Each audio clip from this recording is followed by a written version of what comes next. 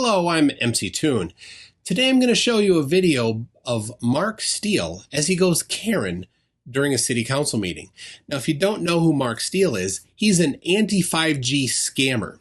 Yeah, he scams people by scaring them and getting them to join his farcical political party for just a small monthly fee. Now, he claims to be an expert. Very expert. Okay, he claims to be very expert. Very, very expert. Fine. He claims to be very, very expert, but he's not. Specifically, he's not an expert in electronics. How do I know that? Well, he said it. I'm not an electronics expert. Yeah. And he's also not an expert in microwave radio transmissions, because he said that too. I'm not an expert in microwave radiation emissions. Yeah, see, which is it? Are you an expert or not? Let's go with not. You know he's not because, well, if you watch some of my other videos, you'll see where we thoroughly embarrass him through a whole bunch of different videos and pranks we pulled on him, including feeding him some fake documents that he thought were totally real. And even after we told him they were fake, he still told people that they were real. Yeah, he did that. And there is a document which is called the IEEE Document, which we've referred to. And if I quote a document, by the way. So at this city council meeting, they're talking about installing a new mast. I'll skip over all of the technical details and we'll jump right to where Mark Steele starts giving his talk. Can I now ask Mr. Steele again? Mr. Steele, if you could address the committee, you will have 2.5 minutes to present your case to the committee. And once again, the clerk will inform you when you have 30 seconds remaining. Thank you, Chair. 5G is not 4G. 5G is not an upgrade to 4G. It is the antenna design. What people haven't been told, I'm a weapons systems expert. Yeah, did you catch that? He just said he's a weapons systems expert. I'm a weapons systems expert. Yeah, he does say that he's a weapons systems expert, but we also know that he's not a weapons systems expert. And the way that we know that is because he did work at a place that maybe had some interaction with some weapons systems in the 80s when he was in his 20s. Certainly no level of expertise was gained there as the entry-level guy in some system, whatever it was. But then in 1993, he made the paper. He was in the newspaper, and in that newspaper, he was described as a fitter, which would not be a weapons systems expert job. The reason why he was in the paper is because he shot a girl in the head. Now, he lives in England, and in England, in the 90s, you're not supposed to have guns. And he had a gun, and he was shooting it, for fun or something, and he hit a girl in the head. So he was sentenced to 8 years in prison. So there's certainly no way that after being in prison, he had any experience with weapons systems.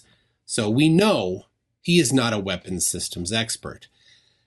When you ask him about his credentials, he won't give them. When somebody won't give their credentials, there's something fishy going on. These technologies were developed for the defence industry to attack enemies on the battlefield. This is not a telecommunications upgrade. And that's a blatant lie. He doesn't know anything about this topic. As he said, he's not an expert. I'm not an expert in microwave radiation emissions. I'm not an electronics expert. Yeah, he's talking about 5G, and in order to be an expert in 5G, you'd need to be an expert in electronics and microwave radio transmission, both of which he's admitted to not being an expert in. It was not developed by the military. It is a nominal upgrade to the 4G network. It is simply amplitude and frequency modulated low power radio. That's it. The antenna design can be up to 100,000 times more powerful than a 4G antenna. 4G antennas radiate inverse square law. 5G antennas focus the radiation. Now, I don't know if he's senile or if he's just lying, but this isn't true at all. There is nothing about 5G that requires that the antennas be anything specific. They can be the exact same antennas as 4G. He does think somehow, though, that there's a difference and it's a requirement. It's not. So that's a problem. Now, he also said that 4G uses inverse square law and 5G does not. Somehow he thinks that the laws of physics don't apply to 5G. In fact, they do just the same. He talks about focusing things here. He just doesn't understand it. Now, you'll be told by IGNIT, etc., that there's no damaging effects from non-ionising radiation. That is false. Non-ionising radiation is used in lasers to cut stainless steel.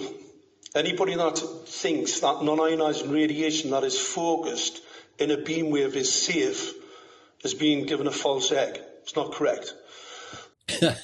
So yeah, he did just say that. I know what you're saying. Can he actually believe it? No, he probably doesn't. He probably does. He probably doesn't. I can't make up my mind. He's certainly doing it to scare people so that he can get, more monthly donations to his farcical political party. But no, high power optical radiation, which is a laser, which is very, very focused, and low power radio waves from 5G, which can be somewhat focused, but not very much, is nothing analogous at all. He's scaring people. But please send money to him every month, right? Public Health England have stated they don't expect to see any further increase in radiation from the deployment of 400,000 5G masts across the country. That is false. We're being misled by public authorities is very, very concerning. The fact that government are stating that health effects cannot be taken into consideration in planning is extremely worrisome. Well, health effects have already been taken into account. The ICNIRP has done a lot of work and referred to many thousands of studies to be sure that their recommendations for health are reasonable and are safe. And if you want to read that, you can look at that on my website, mctoon.net/ICNIRP. I have all 30-some citations to all of the thousands of different studies that they conferred in their recommendations. So those health effects have been taken into account. What Public Health England is saying that each individual city council and local area doesn't need to take it into account. It's already been done. If you look at the design of the equipment, it is battlefield interrogation equipment. It's basically radar that can then focus directly at a target.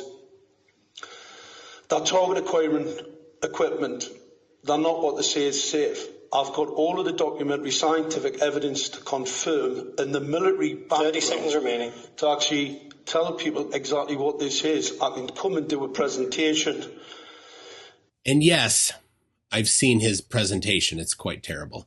He doesn't have any prima facie evidence. He has a bunch of things that he doesn't quite understand in a crappy slideshow. The council have a duty of care. Their primary legislation is to do no harm. So how can we then allow some act of parliament that can then not take into consideration the serious detrimental health effects? The Social Care Act 2012, the Secretary of State has a duty to protect the population from non-ionising and ionising radiation. This is not the case with the deployment of 5G. The time has elapsed, Chair. So there's his presentation. And I've covered in detail his claims on other videos of mine, so be sure to go watch them if you're curious. I have a playlist called Mark Steele. But now he goes, he starts to turn up the Karen just a little bit. His time is up. He is no longer to speak, but watch what he does. In terms of the benefits of 5G to the area, that would be in terms of the speed would be 100 times faster than that of the current 4G. So, for example, you'd be able to download a 3-hour film within a couple of minutes rather than the long time that it takes at the moment. And it would be better for online streaming and video calling. So that's Chair, can I respond to that, please? There are no 5G mobile devices currently. There are mobile devices that... No, you don't. You've had your time. I can't respond. Well, that's false. We're listening to false information here. It's not, Mr. Steele. It's not to debate. You've got the time. That's it.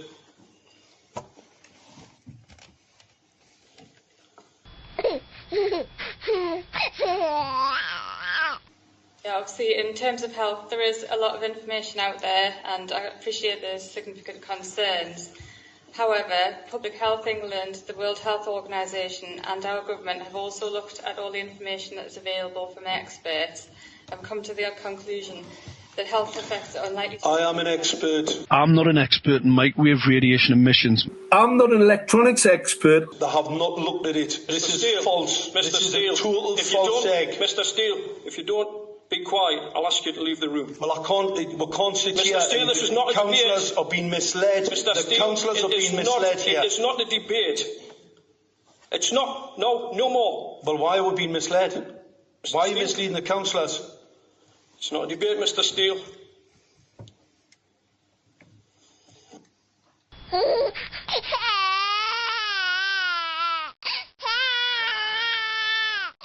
Okay, can I turn this over to the committee, please, for debate?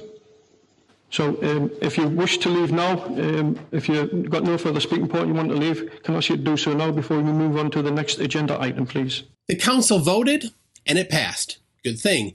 Now here is where Mark turns it up to full Karen.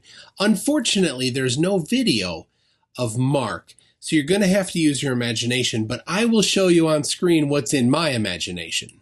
It features the violated by the line. Thank you, Mr. Steele. Thank you. Off you go. Thank you. Yeah, thank you. Well, you've got blood on your hands. Thank you. Thank you. Thank you. You would have health impact. Thank you, Mr. Robson. Thank you. Thank you. Thank you. Okay. Moving on to the next agenda item. There you go. I hope you enjoyed it. If you liked this and want to see more, be sure to subscribe so you can see the next one. Thanks.